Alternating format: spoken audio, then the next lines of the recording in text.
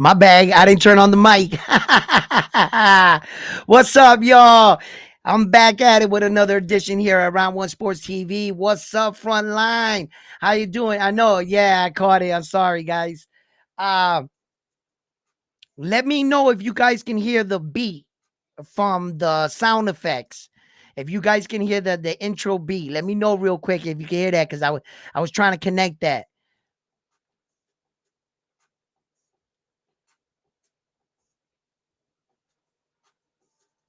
What's up, baby? How y'all doing tonight?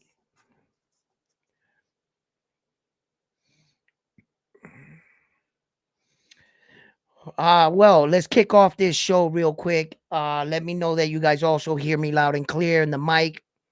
Everything's good. What's up, baby? How you doing, Carlos? Everybody in the live chat, how you doing? Everybody tuning in on Facebook and X, formerly known as Twitter. We're also streaming on that platform as well. I have to find a way to get all the messages up on here too as well, but we're working on that. Uh, as you're tuning into the live chat, please give the video a like if you haven't already. Subscribe to the channel, and like always, let's get right into this episode. Well, Ryan Garcia, his test results are rumored to be being released tomorrow, right? And they're saying that the findings and everything's just going to be established. Here at Round One Sports Talk, since the beginning from this story broke, I have stuck to the same story. And I already told you what it is. It seems like everybody's still arguing points, whether he was the 3.5 pounds, the PE, cheater, this, that, whatever. Okay. Now, I was just waiting that I needed to see two things. That's all I'm interested in. What were his levels? And did he gain any benefits from it, right? What were the levels? Were they trace amounts? Was he coming off of a cycle? Was he trying something not to lose muscle? What is it? Once that guy determines what that is, then the next thing I was just waiting for was how long they were going to suspend them for. That's the very next thing I needed to know, right? The how long the suspension is going to be and the fines. I mean, he's going to have to pay the suspension and the fine. So if you haven't noticed, or if you've been following the story closely, whatever, right? All right. Ryan Garcia's mom has not been on social media lately, and his father is still campaigning. And the one thing out of Ryan Garcia's dad's mouth is the same story, right? He wants to start a campaign against the sanctioning the people, that the steroid people, that just because it's in your system and you can prove that you're not a cheater, you shouldn't go down as a cheater. You see? And I've been selling, telling the same story since day one, that years ago, 2016, these things happen. We're in 2024. Times have changed and rules have been implemented because they're sick and tired of all this shit. So they basically told the athlete, you're responsible for whatever goes into your body, period. Period. And Ryan Garcia's father is not too pleased with that because he knows that his son's about to get a suspension. And some people that are like really not in, like, misinformed, or people can twist this around. Ryan Garcia may well be innocent of everything, or he may well be guilty of everything. When that comes out and the levels come back, either trace amounts or that he was trying something, that's how long the suspension is going to be determined. Period. There's no way around it, nothing. So you got to be prepared for the announcement that Ryan Garcia will be suspended. That does not mean he's a cheater. It means there is absolutely no way around the suspension. You can't do it, because if you let Ryan Garcia go, you would have to take a lot of these athletes off the cheating list. If I was Saul Canelo Alvarez, you let Ryan Garcia go, the very next day I would be downtown with my lawyer talking about, you need to take me off that list. Because if you didn't give me, I beat mine in court. I took mine to court. I proved my innocence. And they still haven't taken Saul Canelo Alvarez off that list. And they still did not give him a suspension. What they did was reduce it. But he still got suspended. He's still on the list for PE use. He beat his in court. There have been many men that beat theirs in court. The rule states you're responsible for what goes into your body. And if we catch you with a PE in your body, guess what? You're guilty either way. Oh, it got there by accident? Oh, you can prove it? Okay, let's check out your story. Guess what? We believe you. We proved that it was a tainted substance. You proved to us that it was an accident. Here's your suspension. Have a nice day. That's how that works. People might say, oh, that's not fair. No, that is 100% perfect. That's where these athletic committee had to get with all the fucking people that hire doctors and want to cheat and give excuses of how that drug got into their system, that they got fed up with it and said, nope, now you guys are responsible. There is no way a PE can get inside of your body unless you took it in one form or another. You had to have taken it, whether willingly or unwillingly. You had to have taken that. You are a professional athlete. You should not be drinking after anyone, eating any food you don't know about, buying anything at any store you haven't had tested. That's what they're saying. Period. He's guilty. He's guilty even if he's innocent. You have to understand that. Ryan Garcia may very well be innocent, 100% innocent.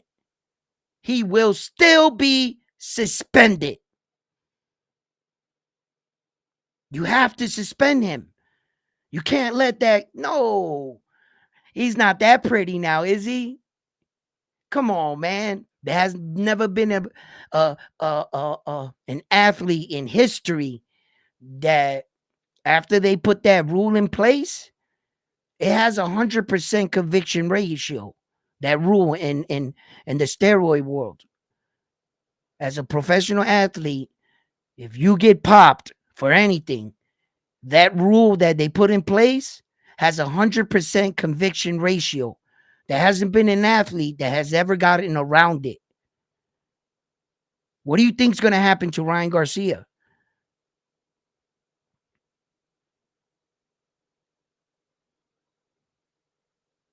Yo, it's not going to happen. So I think, all I'm waiting for is for them to finish all these things. This seems to be what everybody's talking about.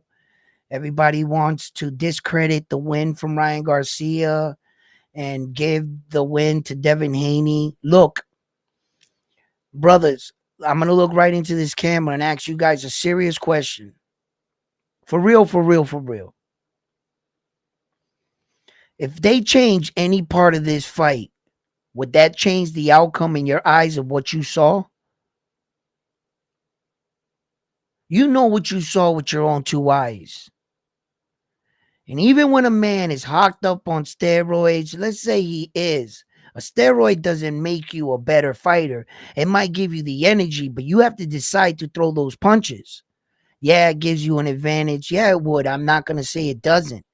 You shouldn't be throwing that many punches, lasting that long, having that kind of cardio or that kind of strength in the fight. No, you should not, right? But you still have to fight, meaning I fought bigger, stronger guys. I fought faster guys than me. At some point, there's a fight going on in there. I'm knocked out big dudes too. And like, listen, I'm just saying that there were 2 men in that ring. What did Devin Haney do in that ring that night? And what should he have done in that ring that night?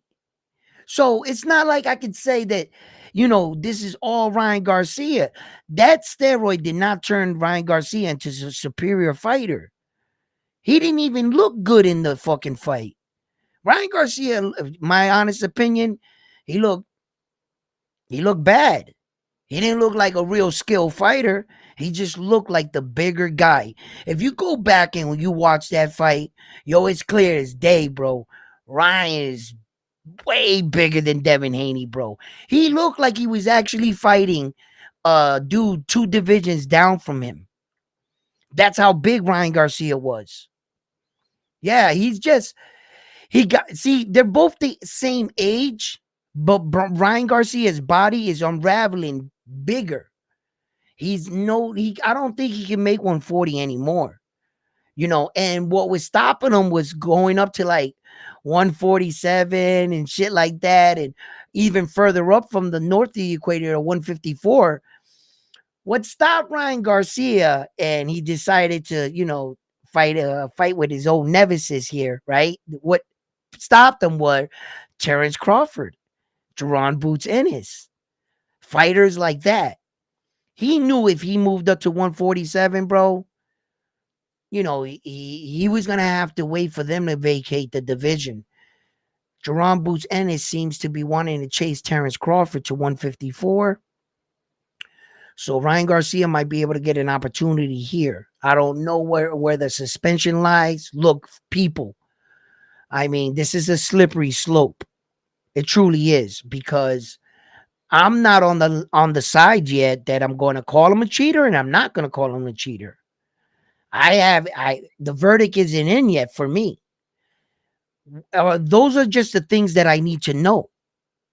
And then, because like I told you guys, these steroid people are not on your side.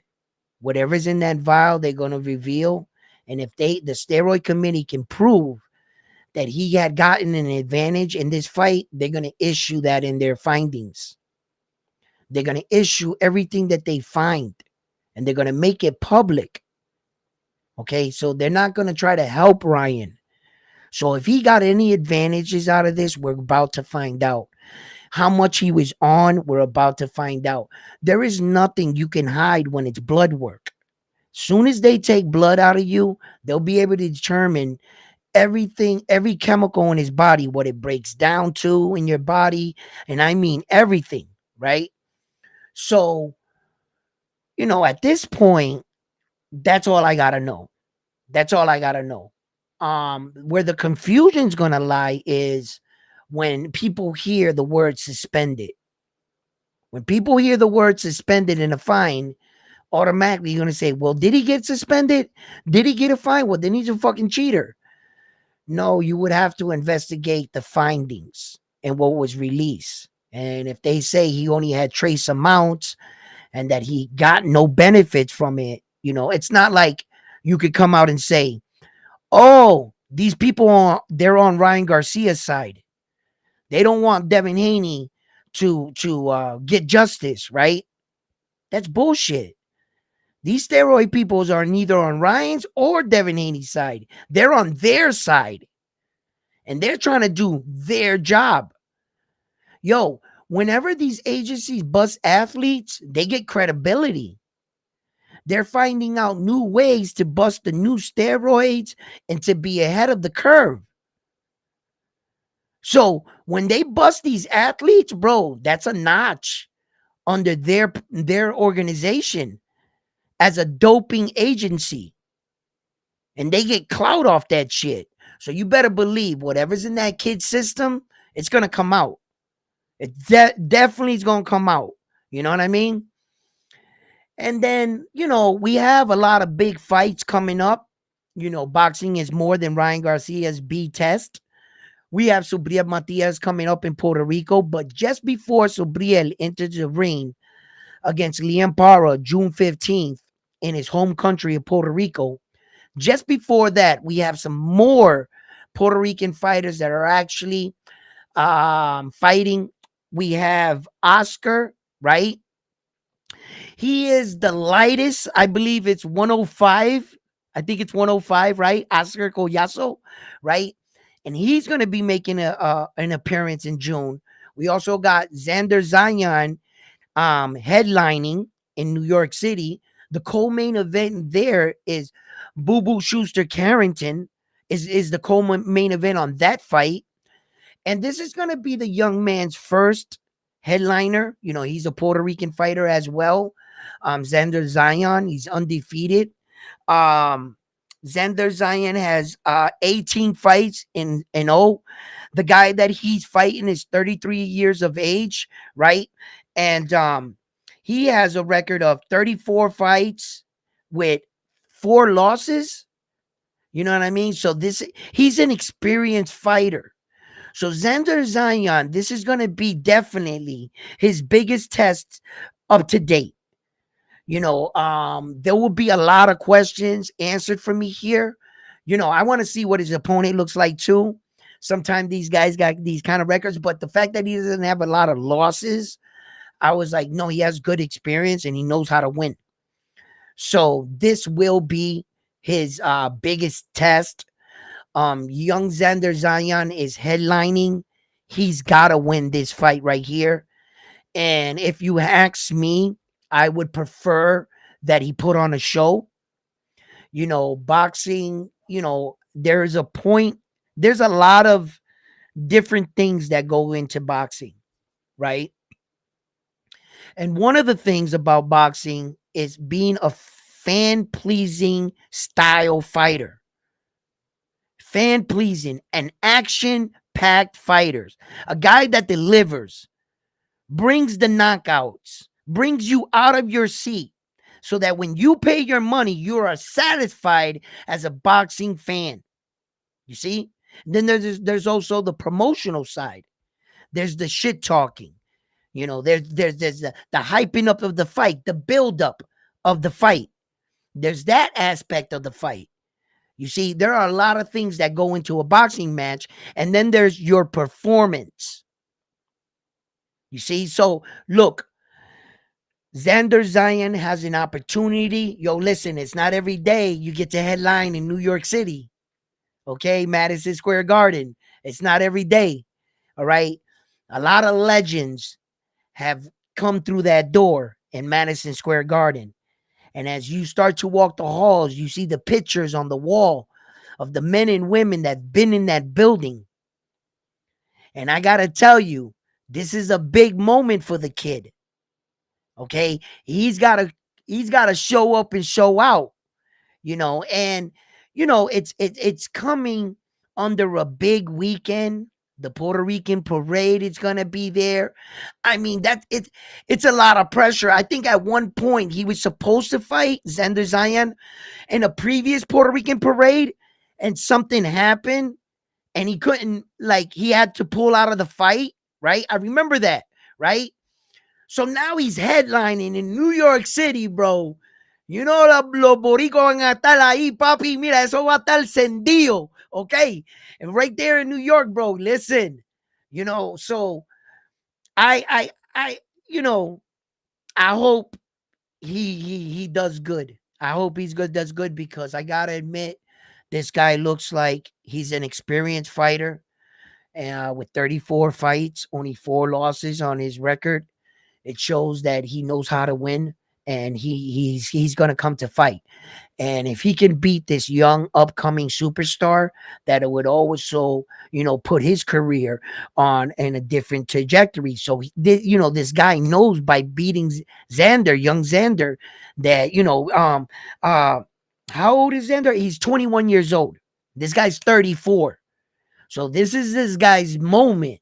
So he ain't going in there to lay down, especially in no fucking New York City. You ain't gonna make a motherfucking mockery out of me in New York City, you know. So, yeah.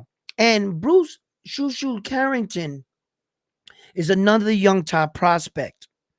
that a lot of America, a lot of the world is familiar with, and a lot of fight fans do have their eyes on him. He is showing that there is levels to this, and this young man, he's 27 years of age, so he's getting up there, and I think that he needs to start putting his hat in, for a real title, a world title fight, and start to go for it, you know, by before the ages of 25. Devin Haney was already a two-division world champion before the ages of 25, and Bruce Shushu Carrington is 27, and you know so when you speak of some of these guys, and yeah, they might have started a little bit later or whatever, right? um you got to give it to fighters like Devin Haney. you know he took his opportunities when he got them.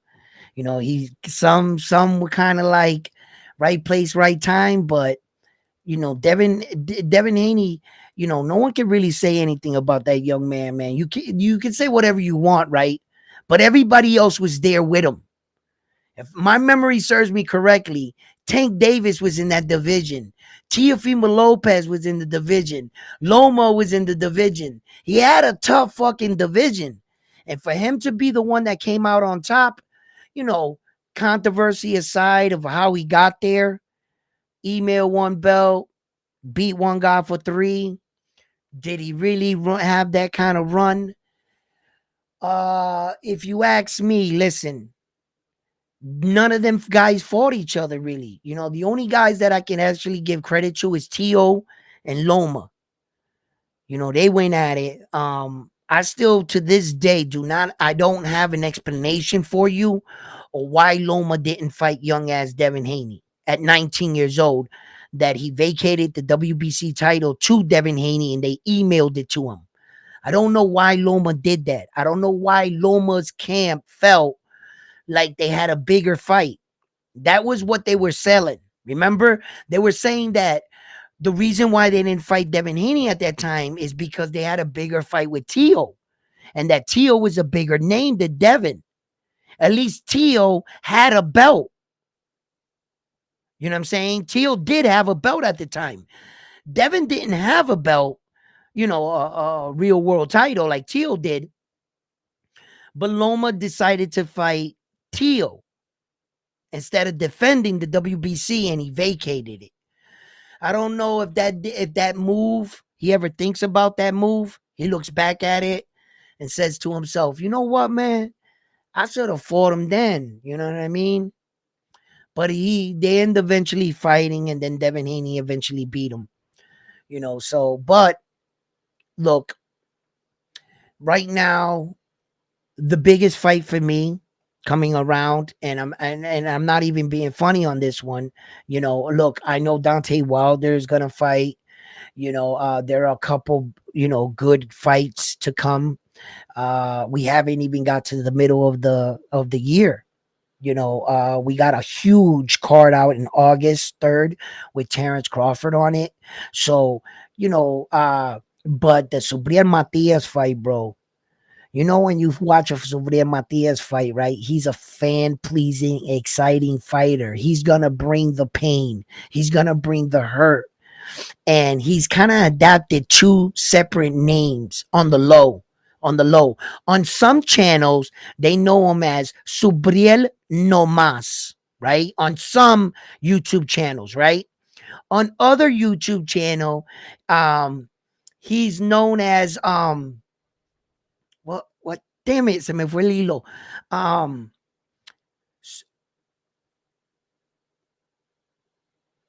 other boxing channels, he was known as Jesus Christ. Man, I was talking, I went to laugh, and my thought skipped right out of my head. Funny. No, Subriel Mas, and I forget the nickname, bro. That shit just bounced right out of my head, bro. But anyway, on back onto Subriel Matias. Subriel is just like, he's a really great fan pleasing kind of fighter, And the thing is that Liam Parro is a real live dog in this situation. I was talking about Liam Parro, in fact, the other day, and I was going back and I was watching some of his highlights. Now he did do some things that were interesting. The problem was the quality of his opponents. It wasn't like his fighters were really the kind of guys that would move. You know what I'm saying? Um, you know what I'm saying? Like they were real flat-footed kind of fighters that were standing in front of him. So I was watching Liam Parro's technique though. And if he's the type of fighter that I can see if he's flowing Liam Parro and you're allowing him to do what he wants to do in front of you, he can box. He can box. He does have one punch knockout power, right? Where that I seen him like stop lower competition, right? And as we can see in the Naoya Inoue fight against Luis Nari, bro, even the best can get caught. Even the best can get caught. So Subriel Matias right now in this homecoming, he definitely did not pick a tomato can, right? This guy's coming into the bout, the global WBO champion. Subriel being the IBF. I don't think if Subriel is successful, he would pick up that interim because when you're already a major world champion, that's kind of going backwards. So I don't think as far as, and I'm not sure if Liam Parro, if he was to be successful and win the IBF, would Liam Parro still keep that WBO global? I wouldn't pay no sanctioning fees to that no more. I'm a real world champion at that point. That belt's got to go, right? I would have to let that belt go.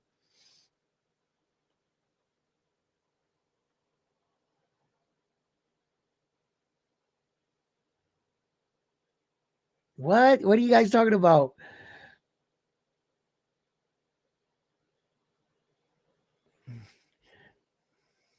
Hold on. What the hell are y'all talking about?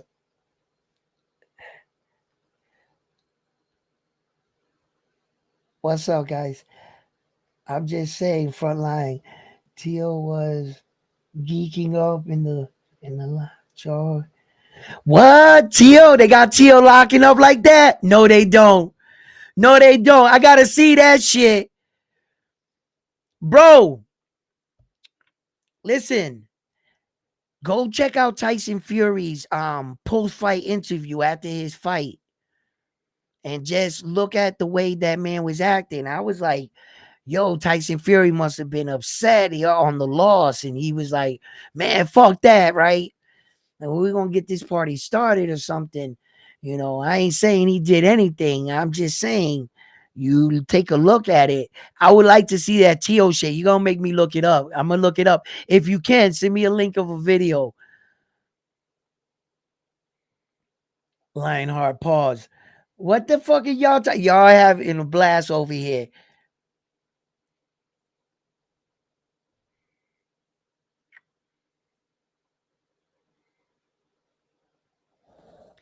Yo, listen.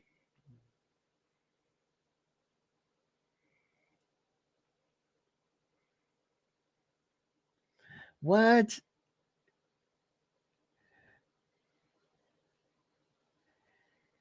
What?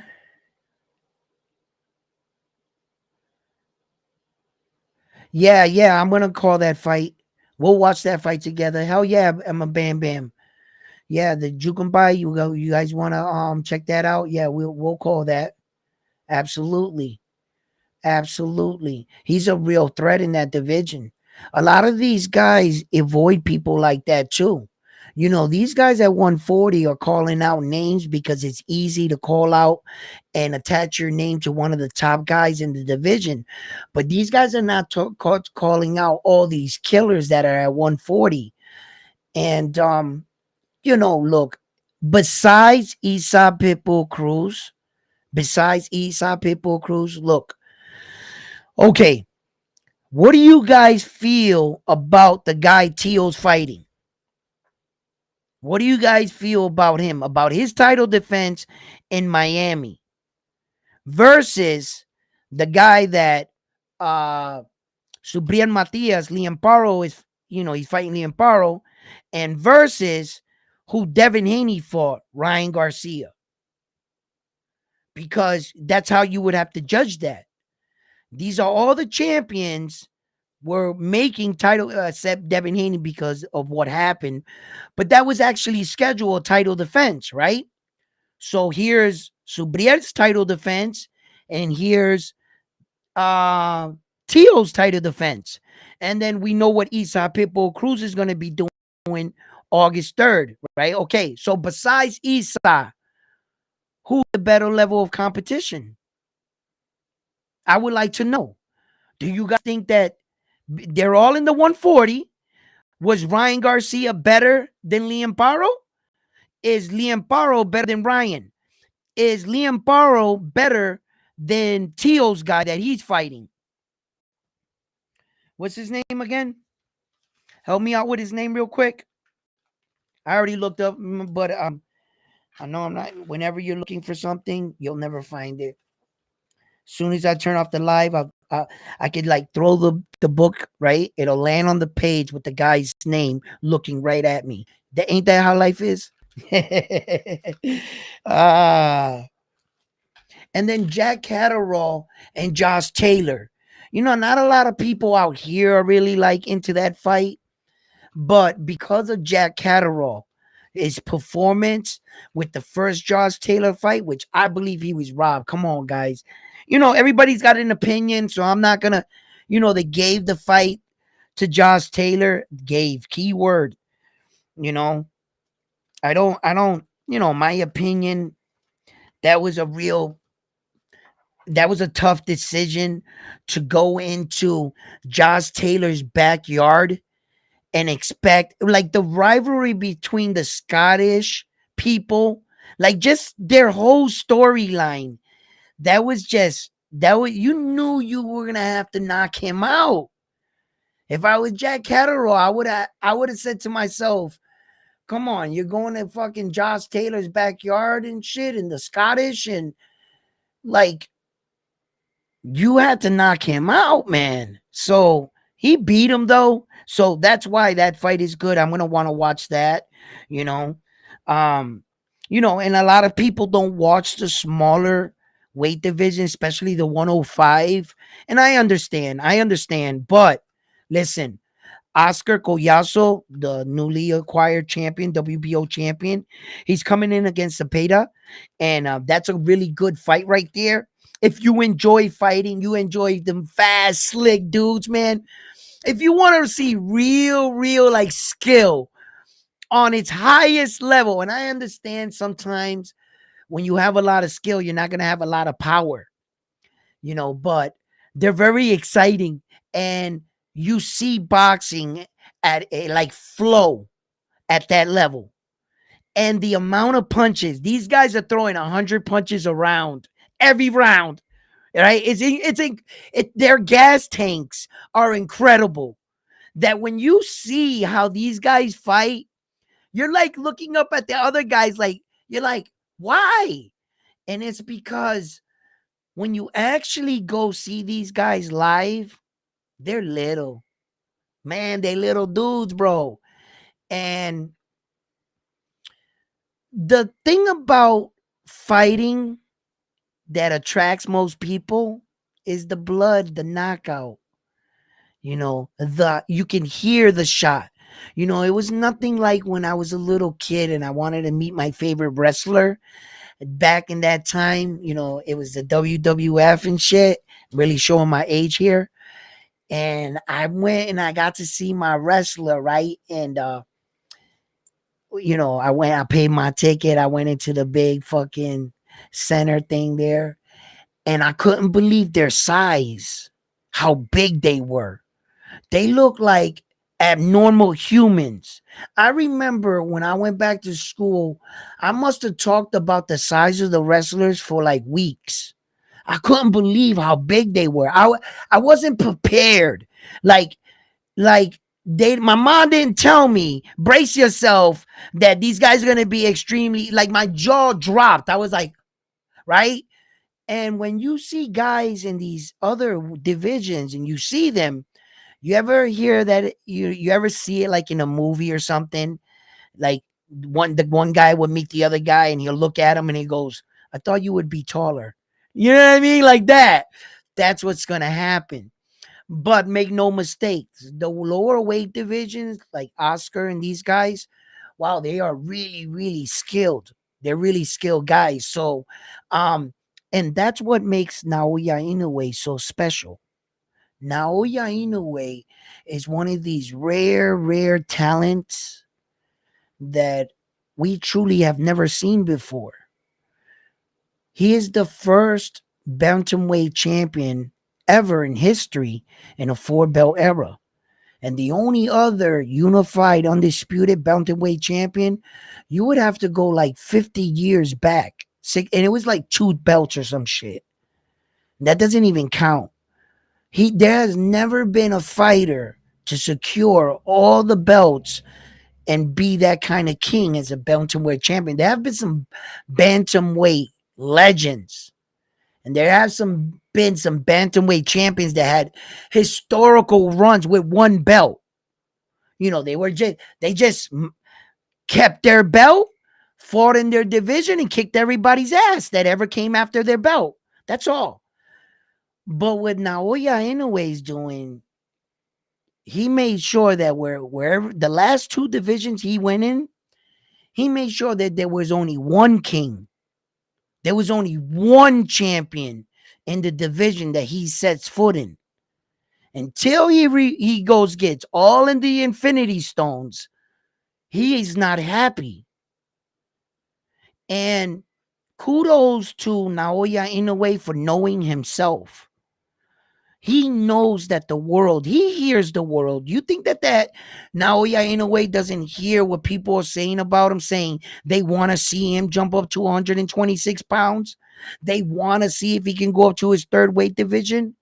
Do you think he doesn't hear that Terrence Crawford has already thrown his name in the hat on the pursuit of going to a third weight division and trying to go after those four belts? You think that Naoya Inoue doesn't hear and see that? Yes. Kudos to him for recognizing himself, not letting the world rush him or push him into anything. He said, I'm not ready to move up. I need to pack this weight on the right way. There's no amount of money, no amount of pressure that's going to take me off my game and my preparation to my rise to my legacy. He knew that he was moving a little too fast. And at some point, the weight would be a factor. Naoya Inoue, listen, sometimes when I watch him, I'm like, come on, Naoya, let's get out of this weight division, move up to the next. But that shit ain't easier said than done. So for the fact that he's like staying where he's at and he accepted the fact, well, truth be told, it's not sketched in stone. So it doesn't seem like they've already, worked out, because if you go to Boxing Record, he's not scheduled to fight Sam Goodman yet. Ironically, by this time, in his last two fights, they would already had his opponent up. Meaning, when he got out the ring with Stephen Kubo Fulton and Marlon Tapales challenged him in the ring, bro, literally almost under 10 days, Marlon Tapales was his next fighter. And they already had his name there, you know? So I was like, wow, that the fact that, they're just dragging a little bit. Seems like Sam Goodman's people, they might be trying to get the most out of this fight. I don't know. But truthfully, well, yeah, they do have. I was gonna say they don't got nothing to bluff with. They don't bring anything to the table, but they do. They do. Sam Goodman has an ace up his sleeve, and I'll tell you why. Naoya Inoue brings all the belts to the table, so Sam Goodman doesn't bring any belts. Naoya Inoue is the bigger star than Sam Goodman. And Naoya Inoue is definitely the A side in this scenario, right? Okay. All right. So what does he bring to the table? He's officially the mandatory to two of those belts. So in order for Naoya Inoue to avoid him, he would have to vacate the belt that's in line. So he kind of does, you know, got Naoya Inoue as far as Naoya Inoue really needs to fight him next. Or he needs to convince the sanctioning bodies to hold off for him to fight anybody else. And he has to give them a reason why or whatever. And if they agree with him or not, then but Sam Goodman actually has something on Naoya Inoue. He is and he has been the mandatory for over a year to one of the belts. But Marlon Tapales, I think, didn't fight him and chose to fight Naoya Inoue. I think some shit like that. And then he never got his shot. And Marlon Tapales was never the champion again. Now the responsibility fell on Naoya Inoue. Yeah. So look, rumors were saying that the fight would be held in Australia. Remember when Sam Goodman's promoter there and manager was going on and saying that it would be a big fight, a huge fight if Naoya Inoue, when he comes down to Australia, we're gonna have a big fight down there. And he was already saying this. Remember, I made that video, I got receipts, and I was saying, hold up, homeboy, I don't think you guys hold any of those cards like that where you guys can call the shots. Like he has to go to Australia to fight Sam Goodman out there when Naoya Inoue has all four belts. I don't think it works that way. If Naoya Inoue says, yeah, I'll fight him, but he has to fight me in Japan, I'm the champion, what could Sam do? What could he do? Naoya Inoue act legitimate can call his shot. I don't think there's too much Sam could do. So, or not unless they've ever worked it out and Sam already knew something that we didn't know, because remember, in their world, they're a lot further along than us sometimes the media gets rare gems that we break the story before they find out. Those are those rare occasions, but I don't work for ESPN, so but yeah, look, Naoya Inoue is working fast, he's moving fast. And I believe that as a couple of these American fighters need to really start taking a page and start, really trying. Look, if you ask me, Boo Boo Carrington, I believe is one of the fighters that I wouldn't be afraid to throw him in the deep end. Adula Madison, I think, is ready to go in the deep end. He's ready now. Um, there are a couple. I'm not sure about like fighters like the Kansas City Kid there. I like his performance. I would like just to see him fight a little bit better before you throw him in for a title fight. Fighters like that. Camille Moulton is not ready for that. He looks great. But there's one thing about boxing, right? Amateur experience, boxing experience, and that's exactly what that is that's boxing experience. And you don't really want to damage your fighter, but damn it if you don't know what you already have. Like, for instance, Naoya Inoue, when he started off his career and he signed his contract with his boxing promoter, he told his boxing promoter he wanted no tune-up fights, no easy fights. He wants the quickest path to a championship fight that he could take. He'll take all the tough fights. And that was worded in his contract. Naoya Inoue would have not signed that contract unless that was in the stipulations. that his management had to secure the toughest, hardest possible fights for him. That's in his contract. He doesn't want no tune-up fights, no in-between fights. He said it too. I think it was in the Marlon Tapales fight where he said, they asked him, Naoya Inoue, why don't you take a tune-up fight? He says, I don't got the mental strength to take a tune-up fight. I don't got the mental strength to take a fight that I know don't mean nothing. It's not for nothing. There's nothing on the line. It's just what we call a tune-up fight for you. You know, it's easy work, so to speak. It's a tomato can. And he said, I don't have the mental strength to fight a tomato can. I can't do it. And Naoya Inoue, what makes you happy? Happy. What makes you happy? Champion. Bring me the champion. That'll make me happy. Yo, his rise has been really, truly remarkable, especially these last fights when he really started to get that recognition that he so deserved. The way he's doing it, the knockout after knockout after knockout after knockout. In his last 10 fights, the only thing that still comes into play is the Nito Donaire 1. That's it. Everything else is just straight, you know what I mean? And then he relived it and fought Donaire a second time.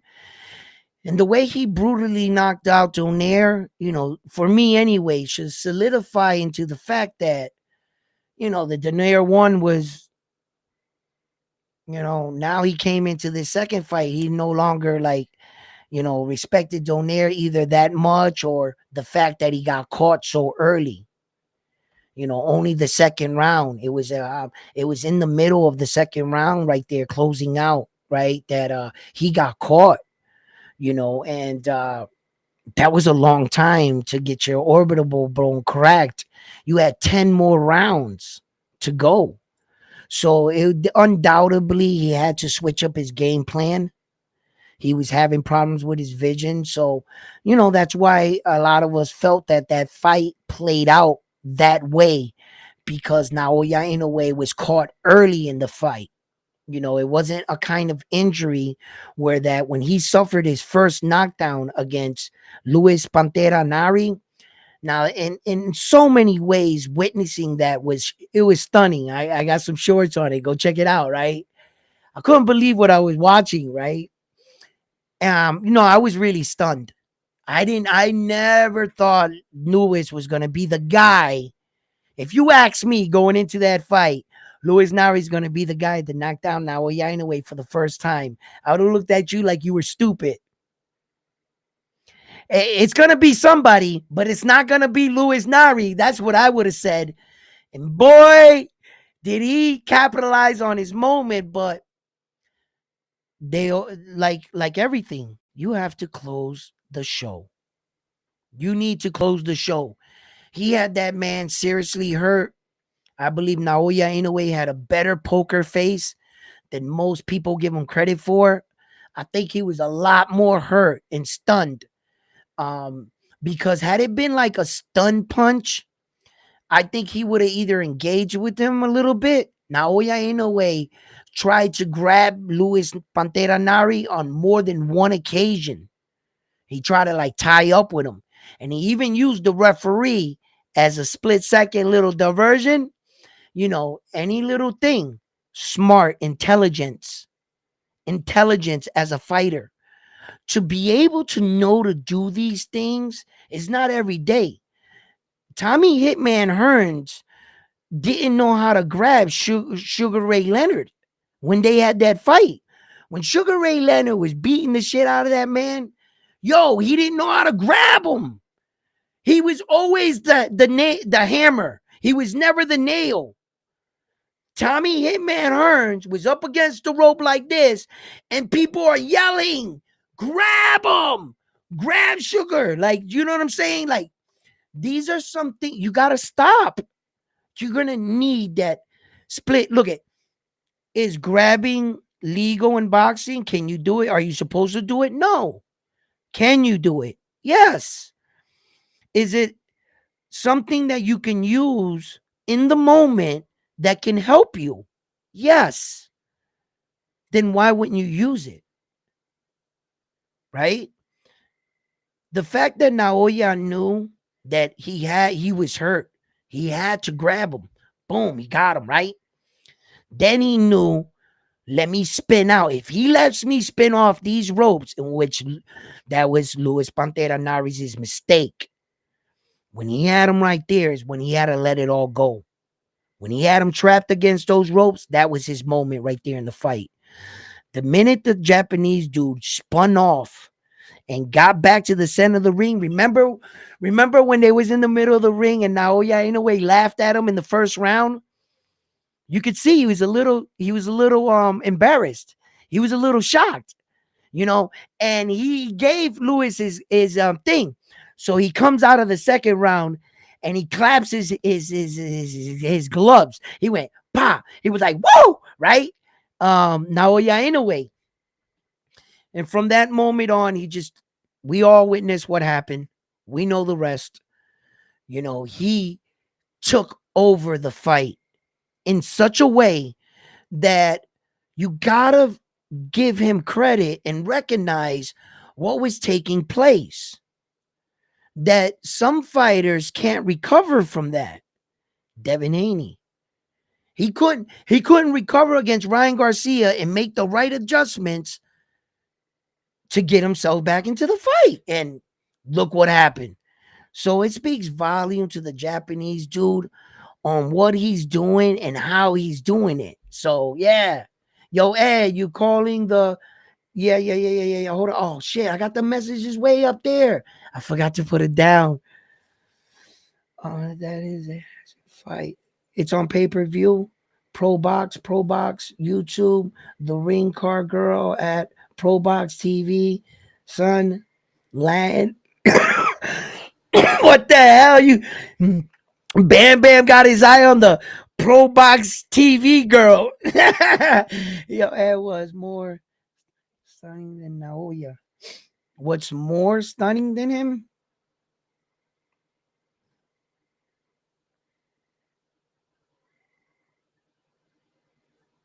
Who is my wrestler? Who is my wrestler? You guys might. I don't know if you guys know my wrestler, bro. Um, yo, I gotta be honest with you, man. Ricky the Dragon Steamboat. He was like the interim champion with the green belt, the Latin dude, right? He was the closest dude besides Razor Ramon King later, right? But Ricky the Dragon Steamboat and Jimmy Fly Snooker, you know what I'm saying? But my favorite wrestlers, they were a tag team. The Legion of Doom, Hawk and Animal. See, I used to watch the Von Erichs, Hawk and Animal, the Four Horsemen with woo, that dude, what was his name again? Natural Boy Ric Flair. He'd be like, woo, you know what I'm saying? So my brother had me watching that shit. So we started watching the WWE, and like Hulk Hogan picked this nigga up in Madison Square Garden and body slammed him. What was it? The Big John, whatever, he slammed him. And then the $1 Million Man came out with the $1 Million belt and shit, right? And Ric Flair, yeah, Ric Flair, right? So like I was watching them. So my favorite wrestler, yo, Hawk and Animal, bro. The Road Warriors, Legion of Doom. They used to paint their face masks. They came out with the shoulder pads with the spikes. Later on in their career, they went to the WWE, but that was way later. They was the shit and over on the other ones. You know what I mean? So the Von Erichs and shit. Yeah. But it was like, who else? My mom like Chi Chi Strombo. She used to come in the room and beat us up when we were kids. She'd be like, woo! Yo, we'd be having wrestling matches in the room with my mom and shit when we was kids. The belt would be on the line. She'd come in there, yo, she'd hype us up and shit. My mom was cool and shit. Yeah. Um, Let me see. Who am I missing?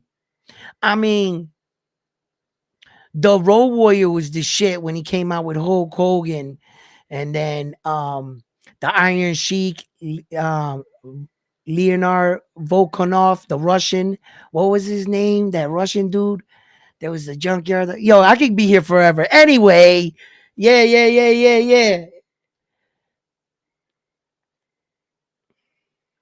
The Freebirds, the Fabulous Freebirds. Oh shit, the Midnight Express. Yeah, you guys are going crazy.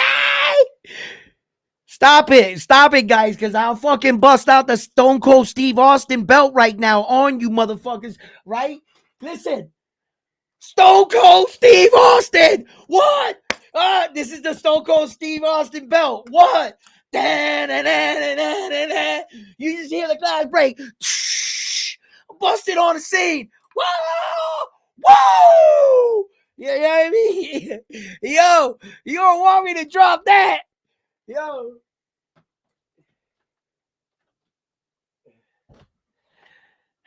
Y'all remember the day y'all found out wrestling was fake? That was fucking heartbreaking. I didn't want to believe it. I was devastated. I still don't want to believe it. Fuck that. That shit is real, man. Yeah. Yo. It was crazy. It's crazy. I don't know how y'all took that shit, but I had to be by myself that day. I had to walk around the block.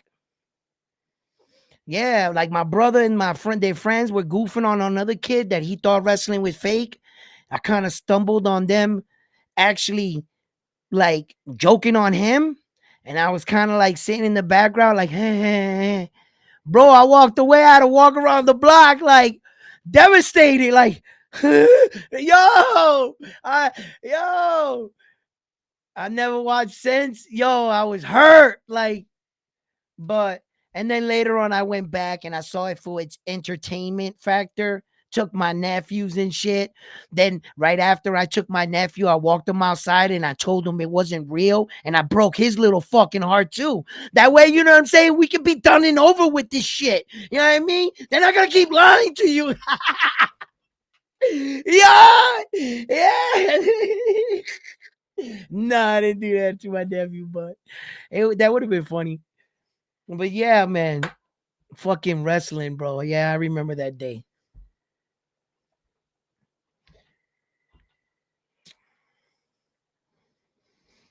Man, I tell you, good times, good times. Yeah. So I guess everything's gonna come to a halt tomorrow. We'll all see about what's gonna go on with Ryan Garcia. You know what I'm saying? He can stop. The world can move on from this.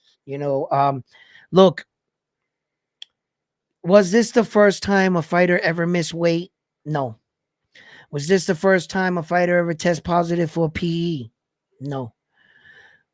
Am I condoning PE use? Hell the fuck no. Nope. Won't do it. Am I supporting Ryan Garcia in this? Only until he gets his day. And everything is said. Am I giving Ryan Garcia the benefit of the doubt? Yes. I believe everyone deserves the benefit of the doubt. I don't believe that we should rush to judgment. There has been many times in my life where I had rushed to judgment or read read the book by the cover and didn't really get to know what was inside that book. You understand? So I don't want to be that guy, whether I'm saying yes or no. I'm saying allow him to fight his case. I'm going to allow him to plead his case. When the bullshit starts coming out, the excuses, I drank a tea, I ate tainted, when we get to that level, then I'm just like, bro, you know, That's when that's all that shit comes. But you first gotta find them guilty. That's all I'm saying. You gotta find them guilty first. And then I could be like, boom, because bro, I'm gonna tell you guys exactly what it is. Exactly. If he's a fucking cheater or not. Okay? And that's what it will be. I don't get to decide that. I'm not in that lab. I'm not testing those vials. But I know those men and women that are testing those, they're looking for everything. They're thoroughly checking it. And they're going to write there. They're going to submit. You got to remember the gentleman that's submitting that paperwork, the name that's at the bottom of that paperwork, that goes on his badge. That's his career on the line. Do you know what you're doing, sir? Because somebody else can get hired to test that themselves. And if they come up with something different, then that means that your shit is trash. Right? So his credentials, his credibility as a steroid testing dude and what he found in his fightings and what he wrote down, he's putting his career on the line. He's putting his vast knowledge of working with this steroid place. It's on the, go ahead. I dare you to look over my work. You won't find anything else different. That's how good I am. That's how thorough I am. That's what the steroid people do needs to be on. That if you look over his work, shit, the dude did a great job. I just want to see what he says. That's all. And until I hear him talk, he's not guilty. He's not innocent. We got to find out. And just remember that when you do hear he got suspended, it's going to be up to you what side you want it. You know what I'm saying? Because did you buy the story that Canelo Alvarez ate tainted meat? He beat it in court. But did you buy that story? Did you buy the story that Conor Brand drank a tea? Did you buy the story of the female boxer that had sex with her boyfriend, that he was using PEs and he ejaculated inside of her, and that's why she popped dirty? You guys remember that story? You know how many stories there's been in throughout the courses of boxing? The excuses, the amount of money these athletes would throw to people to pay doctors to come on and say all these excuses. Do you know how many times athletes have tried to fucking pay off people? They got tired of it. They said, we're going to have the steroid people. What some of these athletes would do would throw money at the situation. If I can keep this court case going on for years, it's going to cost the steroid people all this money too. In order for them to chase me around, you're going to have as many millions as I do. Right? And, to the committees and everything, which they got money, right? But this could be a long, tied out process and a costly one. You know how they eliminated all that? They kind of take the wind out of your sails. They're like, you can fight it if you want, but either way, you're going to get suspended. You can do all the fighting we're just letting you know. But if you are innocent and we find out there was low trace amount, the suspension will be low. They will be an asterisk. We'll acknowledge that you may not have any benefits. We proved where it came from, how it got into your system. We proved all that. You are going to get suspended. It's just going to be a low one. Unfortunately, it's going to go on your record. Watch what you drink. Watch what you put in your body from now on. And if you're not sure about something, have it tested so that this never happens again. Let this be a lesson to all the men and women that are watching. If you don't know what that is, Don't take it. Ryan says, oh, I went to a GMC. I took a dietary supplements. Great for you. Look what that shit cost you. Great for you. How'd that work out for you? You should have had it tested. That's your fault.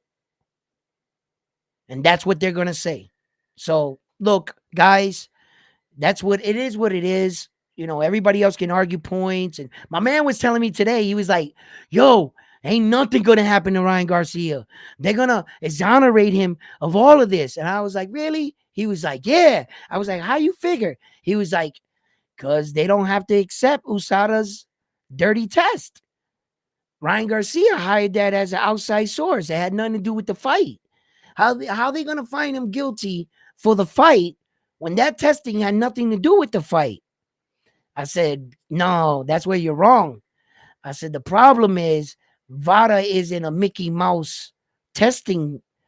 They're a worldwide, doping agency that with every test, their credibility gets that much bigger. VADA's been testing UFC for a long time. They just lost their contract with them. UFC decided to go another way or whatever their situation was. And but once you did that, the New York Athletic Committee gotta acknowledge it.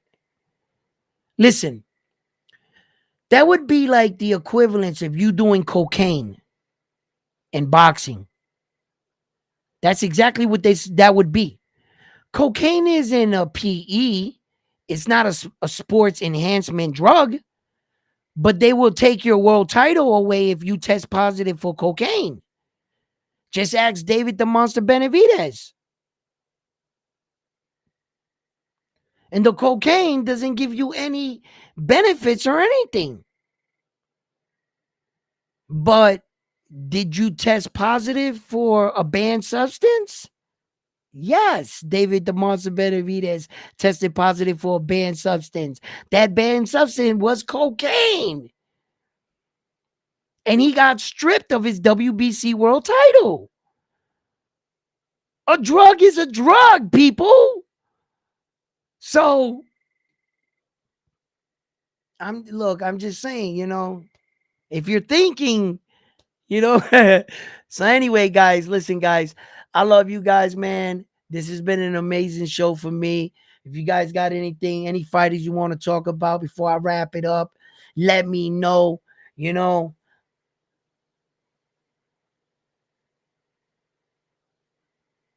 Yo, listen, Bam Bam, you should hear some of the ridiculous claims. Now, listen, here's a sports trivia, right? Or not a trivia, but something food for thought. Food for thought, right? Remember, I don't know if you guys are familiar with this story, right? Right? Depending on how old some of you guys are, right? But when Jose Canseco and Roger Clemens took their case like to the Supreme Court, it was all over TV and they had the judges. And Roger Clemens was big as fuck up there. Senator, I did not shoot steroids. Senator, I do not shoot steroids. Right? Jacked as fuck, right? And Cat Williams made that sketch about it, right? You gotta keep it in mind that he never popped dirty. He was all the way in the Supreme Court with no positive test. These was all word of mouth. Remember the Victor Constantine, right? This was all word of mouth. This is Jose Canseco dropping dime. He was all the way out with no fucking positive test. So what do you think they're gonna do to Ryan Garcia? Even if he was trace amounts, he's actually tested positive. That's what I'm saying, guys.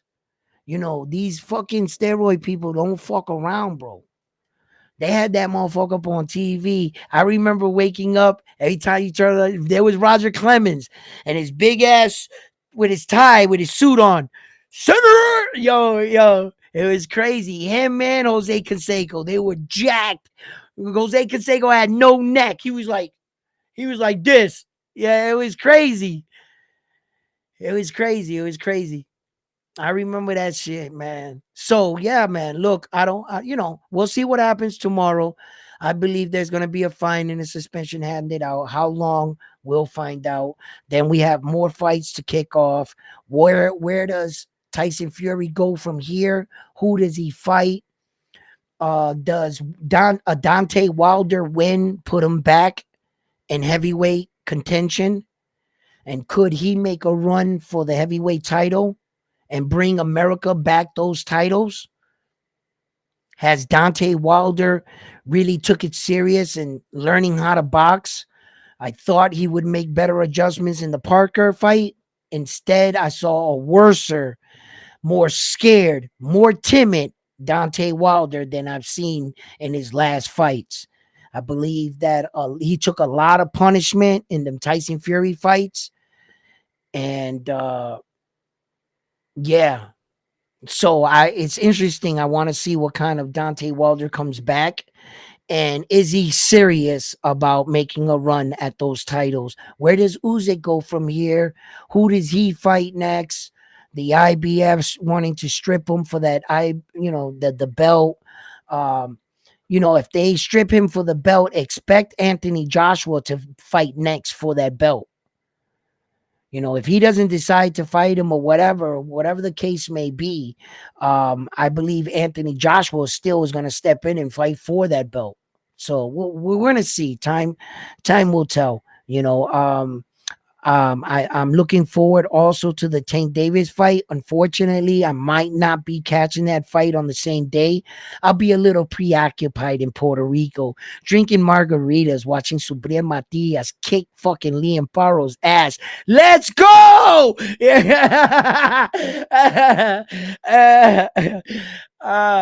I don't know if you want to ask me who I got in that fight.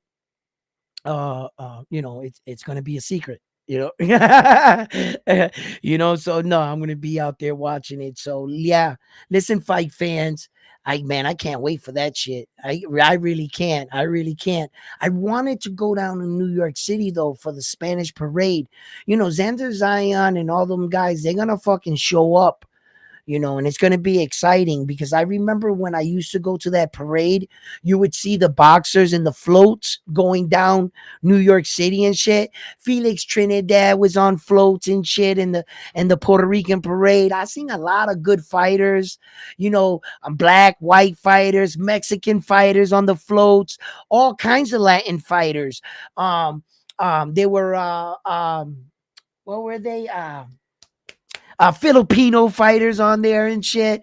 Sometimes I've been to several of those festivals in New York, but I was never doing this at the time, and then the one time I really want to go, I have other obligations. But yeah, man, that would have been a great time. And then not to mention the fucking Hall of Fame ceremonies are going to be kicking off at the same time. And they're going to be kicking off, if any of you guys ever want to check that out, they're going to be kicking off June 6, 7, and 8 is when the Hall of Fame ceremony is going to kick off, as well as June 6, 7, and 8 is going to be the Xander Zion fight, because Xander Zion fights June 8th.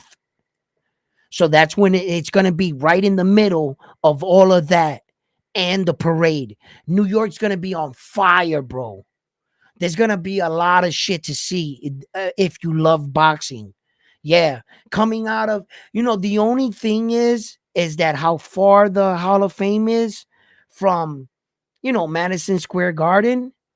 That shit is out there by Yonkers, man. The Hall of Fame, it's fucking dumb far.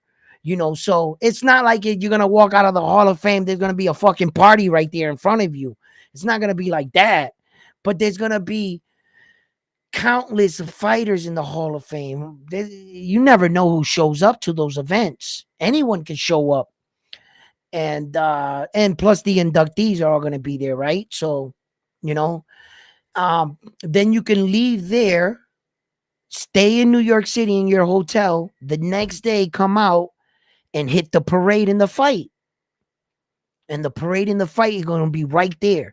The Mecca Madison Square Garden is right there in downtown. You're going to walk right out of that. Man, listen, New York's going to be on fire, bro. It's going to be on fire. Trust me. So, all right, fight fans, listen. Good night, fam. Love you guys. I had an amazing show, and I'm out. I'm on to the next one after this one here at Round One Sports Talk.